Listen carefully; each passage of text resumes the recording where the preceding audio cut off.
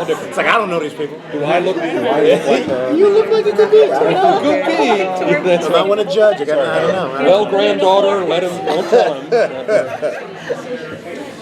But if you could. Hey. They're great glasses. It came with the Nick Press kid. It's the whole Chucky Finster look. Oh, good. Nice. Actually an ambassador.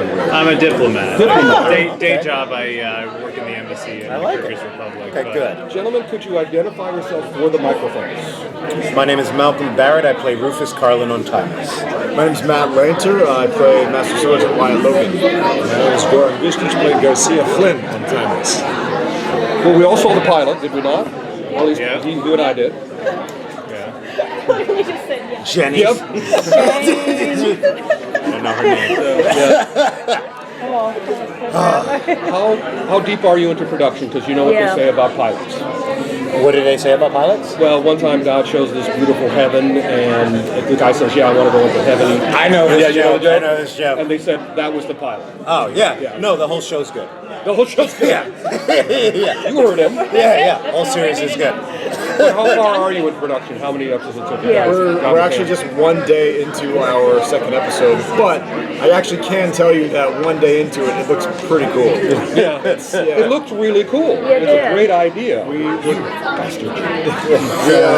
go to 1865 to the assassination of Abraham Lincoln, so it's just after the Civil War. The Union has won, and that's where we pick up. And it's one day of production. It looks pretty awesome. Awesome. And how far ahead are you on scripts? Like, how many episodes in have you seen scripts?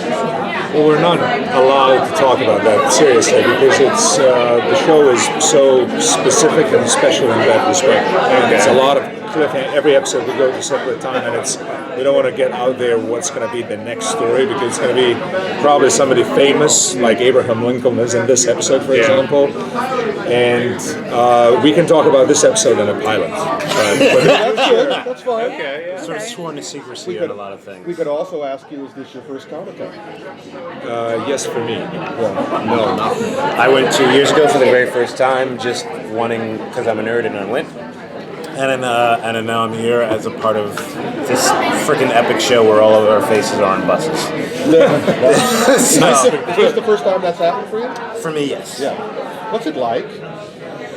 It's beautiful. It's amazing. It's life-changing. It's surreal. It's really fun to be a part of a show that I like and to actually have it promoted, to have the network and the studio be behind a show that I really care about and to see that they care about it is really the culmination of a lot of hard work, integrity, intelligence, and creativity. To the same subject, how are you? This is not your first rodeo. No, I've been to Comic-Con several times for animated projects that I've done voice work on, Star Wars: The Clone Wars, and some of the Warner Brothers animated films, Justice League. But I've been for a CW show, Starcross, but I've never felt this sort of, kind of what you said, the push and support from the network and the studio. I mean, we're on all these buses. We haven't got our own ride here.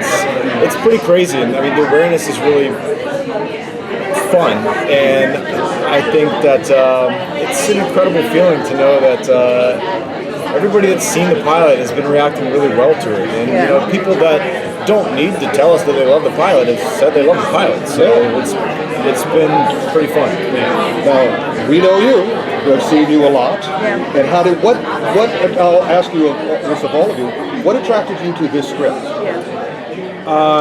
In my case, first I read the script. It was a really quick phone call, and I live out of town a little bit, so I was driving to town, and I got a call from Sean and Eric. Would you please read it? We need an answer kind of quickly, this and that. And I'm like, I knew who they are, and I'm like, time travel script from these two. I'm like, so I really hurry up, and I park the car, and I start reading it in a car.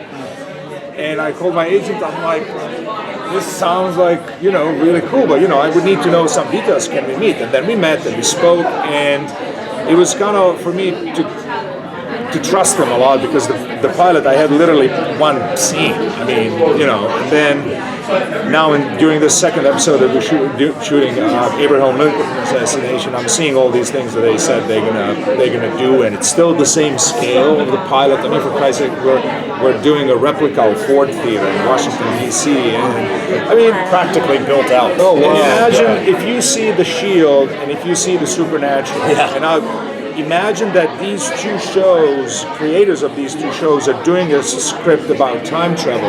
Let your imagination run, and that's what we have here. And we have a nice budget.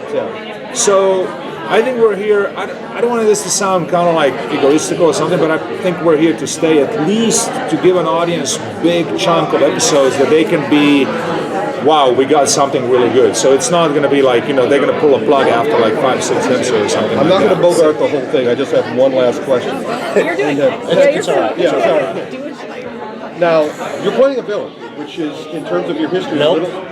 Okay, you're playing him. Apparently you're playing him. Take it over. Yeah. But no, I was going to say that I wasn't used to you as a maybe villainous character. However, I was told by Eon Productions that you were cast as the villain in Quantum of Solace. Is that true? No. No, okay. That was first. What's Quantum of Double? That was the second Daniel Craig I James didn't know Bond. about it. Yeah, I think you would. That's why I wanted to ask you. No. It got some things got confused, but it's not. Okay, It's great. fine. Sorry. And also classic Sean Ryan and Eric Ripley style. There's no true hero, true villain. Everyone believes what they're doing is right, and they're motivated, and they all have secrets. And I think you'll discover a lot about all of us as the show goes on. I'm looking forward to it. Go on, Ben. I had a question. You guys are only 2 episodes deep into this, so your answers might be limited, but it seemed like at the end of the pilot, there was a secondary mission or a secondary drive to restore the timeline, for good or for bad. It seemed like, in the new timeline, you get something, you lose something. Each of your characters, what is their thrust, their motivation? Do they want to pursue the mission at hand of capturing the guy who's been messing with the timeline, or do they want to restore the balance to what it was, or do they prefer this new reality? I mean, It's a very complex question. yeah. I think all of our motivations wind up evolving. Okay. Yeah, I think that each of us sort of have different motivations. I think naturally Lucy, the historian, wants to strictly preserve history, but we see very quickly that there are now personal ramifications that happen because of small changes. For myself, we find out in the pilot that his wife has died, and I think obviously that's not too bold to say that's going to come into play, which is a direct contrast of who he is. He's mission oriented. That's what he's done for a long time now. He's extremely mission oriented, and that's what he's used to. And I think when you have a character that's battling with himself or herself against everything that she believes in, that's when interesting things happen. And I think it's happening with actually each of us. Okay. How much does each of you know about your characters, like going further into the season? Like, we got some of your backstory about, like, your wife, but each of you two, how much do you know about your characters and their backstories and how that's going to come into play in the season? We have tidbits of our characters. We all do our work and we know who we are, but we're all sort of hiding something, and some of the things we know, some of the things as actors we kind of don't know about each other and kind of do. So we're all of us are people who have motivations that don't seem that aren't necessarily on the surface, and we all are hiding things from each other. I'm sort of working for this company that built the time machine, and that company has all of these bigger inner workings that are going on with it that the rest of the characters don't necessarily know, and I may have some ideas about. So we're all sort of keeping secrets about each other, from each other, and it's that's what the other part of the story is. Us having our own secrets and learning to trust each other and finding out which things are going to affect us the most. How long did it take to make the pilot? A month. Yeah, we were there for a month. That's not the schedule for episodes from here on in, I right? hope not. I think we're doing No, but it's bigger than a regular TV episode. Yeah, Let me tell you. I think we're doing Yeah. like 8 or 9 shoot days or something. Which I think we're going to actually be 10 with overlap. Day 10 is going to be overlap with the new episodes. It's bigger than what ER used to be 8 working days. This is going to be 9 minimum, 10 possibly overlapping the day 10 with the new episode. So it's a bigger scale, and the reason why we're on network is because network can actually do it. This is I think the future of the network is like to do these like a big show with beautiful production values and still bring the character development that we hope we're going to bring there. And it's going to be a fun show to watch. Yeah, and it's but epic. Yeah, you also brought talent in from basic cable who have proven themselves to be ambitious and pushing the envelope.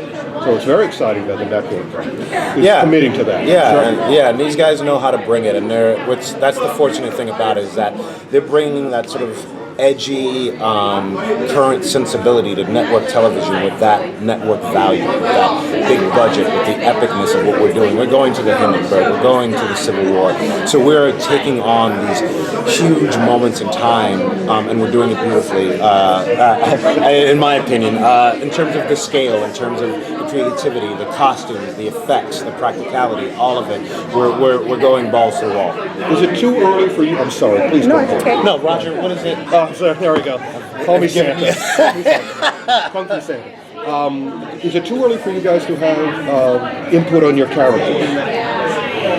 I think these guys, Sean and Eric, have actually been really. I mean, they're actors, writers. I mean, they're really since the beginning. I think that they want to write to our strengths as individuals. They hired you for a reason. Yeah. Hired us for a reason, and they're experienced enough that they know how to incorporate actors into roles, and they're always. Sean has really created a family atmosphere. We all watched the pilot at his house. His family was there. They're incredible to work for. Has anybody got like a favorite criminal that they're hoping will end up being on the show? We have about 1 more minute.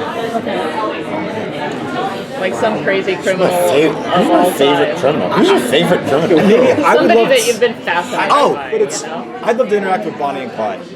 Bonnie and Clyde. Who's the guy? What is it? D.B. Cooper? Who's like, Stuff like down that's to claim money. like, and they've closed that case now. I heard. I wanted to see that show. They closed the case on D.B. Cooper, so that'd be interesting. So, being that one of the rules of time travel in the show is that you can't go back to a point where you already exist, who is the oldest person in the show amongst the core group, and what year were they born? Just to sort of give us a scope of when we're not going to see. No, great, because actors love to answer age questions. I mean, a character. Well, no, but the thing is, we go throughout time, throughout history, so it doesn't really restrict us in terms of where we're able to go. It restricts us in terms of being able to repeat things. Okay. Which is the kind of awesome part about it, is that we'll never go to the same place twice. But I mean, so what my question is, I guess like the latter half of the 20th century is kind of off limits. Probably, right? Yeah. Like, I get. Good thing about time travel show is that you don't know what's going to happen, and you can change the rules anytime you want, as long as you keep the logic and you explain to people what's going on. Will you meet Doctor Who? That's the hope. Yeah. That's the hope. All right, we got to rotate, but we'll Thank you, guys. Thank you so much. Thank you very much.